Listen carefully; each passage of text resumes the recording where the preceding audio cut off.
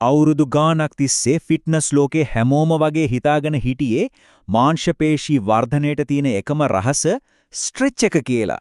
හැබැයි ඔය සම්පූර්ණ කතාවම කනපිට පෙරලන්න පුළුවන් අලුත්ම පරීක්ෂණයක් ගැන තමයි අද මේ විග්‍රහය. ඉතින් ප්‍රශ්නේ මේකයි.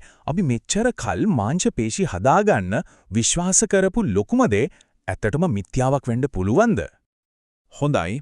මේ අලුත් අධ්‍යයනයේ කොච්චර ලොකු දෙයක්ද කියලා තේරුම් ගන්න නම් අපි ඉස්සෙල්ලාම බලන්න ඕන මේ ස්ට්‍රෙච් උන්මාදේ ආවේ කොහොමද කියලා.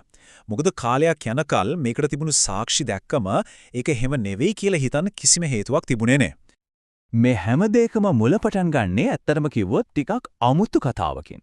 සත්තු යොදාගෙන කරපු අධ්‍යයනයකින් තමයි මේ සම්පූර්ණ න්‍යායටම අත්තිවාරම වැටෙන්නේ. මෙන්න මේක තමයි ඒ පළවෙනි අධ්‍යයනයෙන් ආපු ඇත්තටම කම්පනයක් ඇති කරන ප්‍රතිඵලය. හිතන්නකෝ කුකුලෙක්ගේ මාංශපේශියක් කිසිම ව්‍යායාමයක් නැතුව බරක් දාලා ස්ට්‍රෙච් කරලා විතරක් 170%කින් ලොකු වෙලා.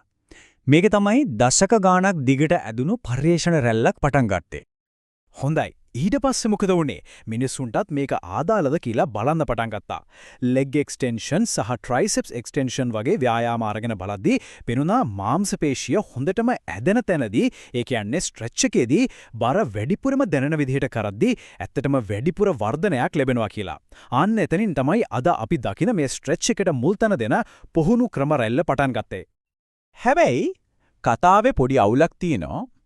මේ රැල්ලට පදනම් වුණු පර්යේෂණ දිහා පොඩ්ඩක් ගැඹුරට හාරලා බලද්දී ඒකේ ලොකු හිඩස් වගේක් මතුවෙන්න ගන්නවා. ප්‍රධානම දුර්වලතා තුනක් තිබුණා. එකක් මේ අධ්‍යයනය වෙඩිපුරම කරලා තිබුණේ මාංශපේශි වර්ග කීපයකට විතරයි. මුළු ශරීරයටම මේක අදාළද කියලා කවුරුත් දනන් හිටියේ නෑ. දෙක ඒගොල්ලෝ සසඳලා තිබුණේ සම්පූර්ණයෙන්ම වෙනස් ව්‍යායාම දෙකක්.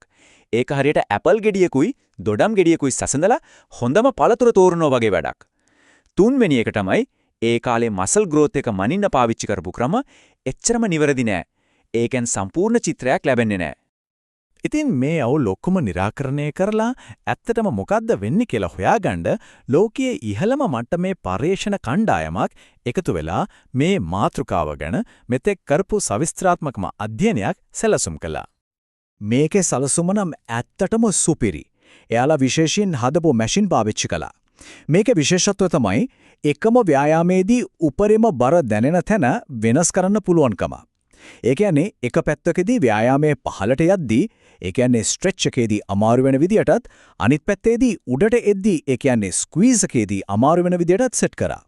මේකෙන් වුණේ අනිත් හැම සාධකයක්ම සමානව තියෙද්දී ස්ට්‍රෙච් එකේදී බර වැඩි වෙන එකේ බලපෑම විතරක් හරියටම මැනගන්න පුළුවන් වුණු එක. මේ දක්ෂ ක්‍රමයට කියනවා විෂය තුල සැලසුම කියලා. සරලවම කිව්වොත් හැම කෙනෙක්ම තමන්ගේම පාලක කණ්ඩායම වුණා.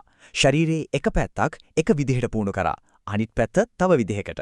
මේකේ වාසිය තමයි ජානමය බලපෑම්, ජීවන රටාවේ වෙනස්කම් වගේ දේවල් ප්‍රතිඵලවලට බලපාන එක නැති වෙන එක. ඇත්තටම මේ ක්‍රමයේ කොච්චර ප්‍රබලද කියනවා නම් 20 දෙනෙක්ගෙන් ගත්ත දත්ත සාමාන්‍ය අධ්‍යයනයකදී 40 දෙනෙක්ගෙන් ගන්න දත්ත වගේම විශ්වාසදායක වෙනවා.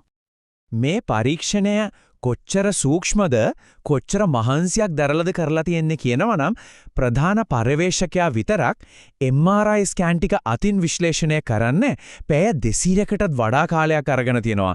ඒකෙන්ම හිතා ගන්න පුදුවන්නේ මේකේ තියෙන වටිනාකම. හොඳයි. ඉතින් අවුරුද්දක විතර මහන්සියකින් ඩොලර් දහස් ගාණක් වියදම් කරලා පැය 100 ගාණක් විශ්ලේෂණය කරලා අන්තිමට මොනවද හොයාගත්තේ?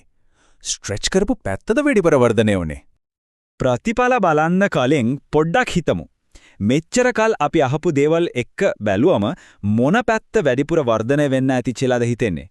ස්ට්‍රෙච් පැත්තද, ස්ක්වීස් පැත්තද? හරි, මෙන්න ප්‍රතිඵල.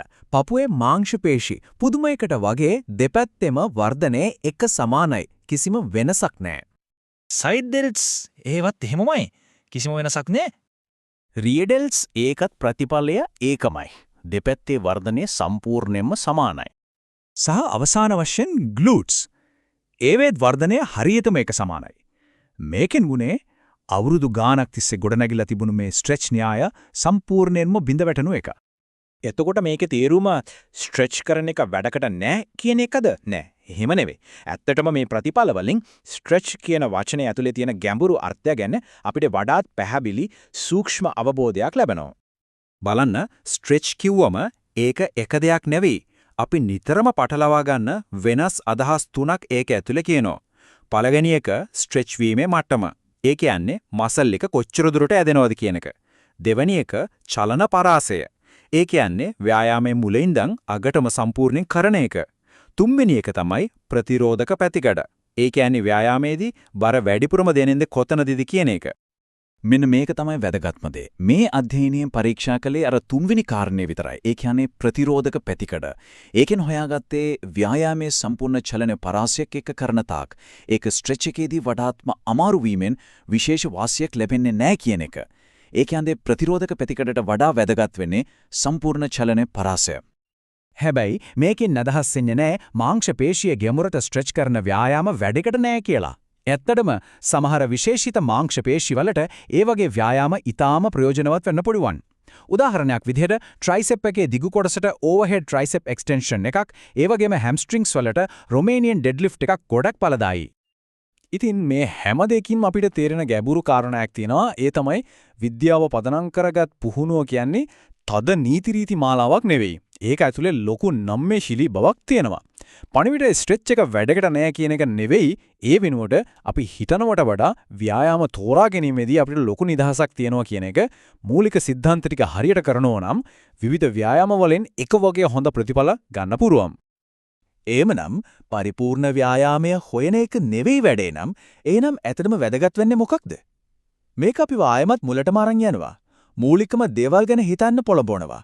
ඒ තමයි දරණ උත්සාහය, අඛණ්ඩතාවය සහ ක්‍රමානුකූලව අභියෝගය වැඩි කරන එක.